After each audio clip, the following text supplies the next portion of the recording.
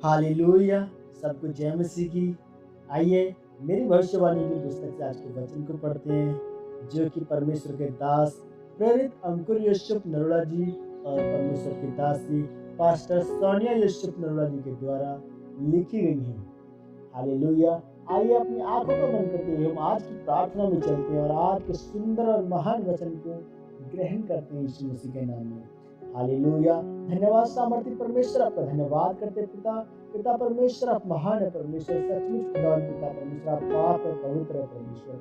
खुदावन परमेश्वर, आज के इस नए दिन की ब्लेसिंग के लिए, आज के नए दिन की रोशनी के लिए, उजाले के लिए आपका धन्यवाद करते परमेश्वर। जो आज का नया दिन परमेश्वर आपने हमारी लाइफ में भेजा, सर्वशक्तिमान परमेश्वर, हम धन्यवाद करते हैं आज के वचन के लिए जो आज आपने अपने दास के द्वारा हमें सौंपा परमेश्वर, हमें दिया पिता बाप। हम धन्यवाद करते हैं पिता परमेश्वर आपके दास और दासी के लिए पिता परमेश्वर, जिन्हें आपने हमारी अगुवाई करने के लिए चुना परमेश्वर। पिता बाप, आपका धन्यवाद करते हैं परमेश्वर, आप महान है परमेश्वर, आप महिमा के योग्य हैं परमेश्वर। खुदावंद परमेश्वर, आज के दिन को आपके हाथों में सौंपते हैं और परमेश्वर जितना वचन आज हम पढ़ें या सुने 100 गुना फलों को लेकर के आए। अंधकार की कोई भी ताकत इन वचनों को चुराने ना पाए।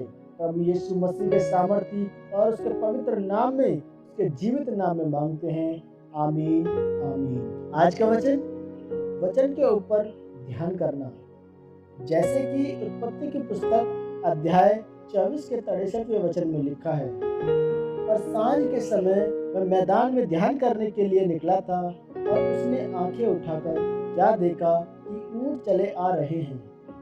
मेरे प्रियो, बाइबल में लिखा है कि इसहाक सांझ के समय परमेश्वर के वचन का ध्यान करने जाता था।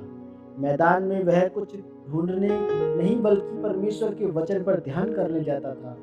अगर आप अपनी आशीष की तरफ देखते रहेंगे, अपनी बाइबल को नहीं खोलेंगे और वचन नहीं पढ़ेंगे, तो आपको कुछ नहीं मिलेगा। इसलिए बहुत सारे लोगों की जिंदगियों में देरी हो रही है, क्योंकि वह अपनी बाइबल खोलकर कभी नहीं देखते।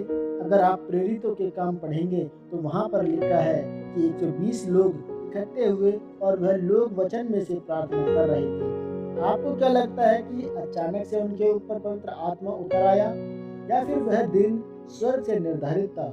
ऐसा कुछ नहीं था। बाइबल बताती है कि वह दिन परमेश्वर के द्वारा निर्धारित नहीं था।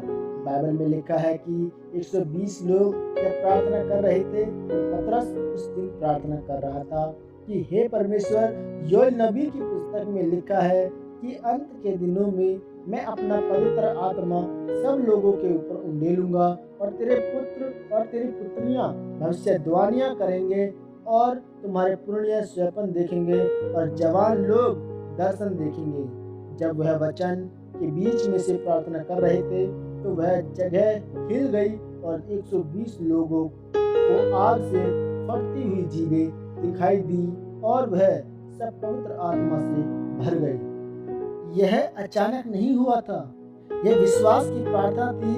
कोई भी वचन विश्वास के बिना नहीं है। परमेश्वर आपकी प्रार्थना को रद्द कर सकता है, पर वह अपने वचन को रद्द नहीं कर सकता।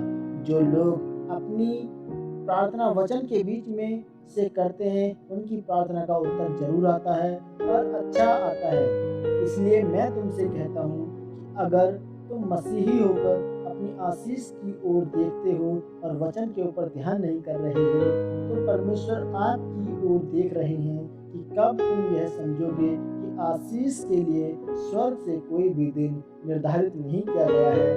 क्योंकि जो कोई व्यक्ति वचन नहीं पढ़ सकता, वचन के ऊपर ध्यान नहीं लगा सकता, वह गिरेगा और अपनी आशीष के लिए खुद ही देरी करेगा। शैतान यही चाहता है कि आप वचन को न समझ पाएं। इसहाक यह बात जानता था कि मेरे पिता की जिंदगी की आशीषें मुझे मिलेंगी, और मेरे पिता की जिंदगी में एक बांझपन श्राप भी था, वह मुझे मिला, पर मुझे श्राप से बाहर आने के लिए काम करना पड़ेगा और वचन के ऊपर ध्यान लगाना पड़ेगा। वचन पर ध्यान करने से ही परमेश्वर ने उसे उसके पिता अब्राहम से ज्यादा आशीषित किया। इसलिए मेरे प्रियो, आज आपको जरूरत है परमेश्वर के वचन के ऊपर ध्यान लगाने की, ताकि हम भी इसहाक की तरह परमेश्वर से वह आशीषें ले सके जो उसने हमारे लिए रखी हैं। परमेश्वर आपको इस वचन के द्वारा आशीषित करे। आमीन। यह प्रार्थना आपके द्वारा की जाए। सर्वशक्तिमान परमेश्वर, मैं इस वचन के लिए आपका धन्यवाद करता हूँ। परमेश्वर, मुझे अनुग्रह दें कि मैं हर रोज आपके वचन के ऊपर ध्यान लगा सकूं और अपनी आशीष और गवाही को लेकर आ सकूं। प्रभु यीशु मसीह के नाम में आमीन। आमीन। God bless you all of you. Praise the Lord.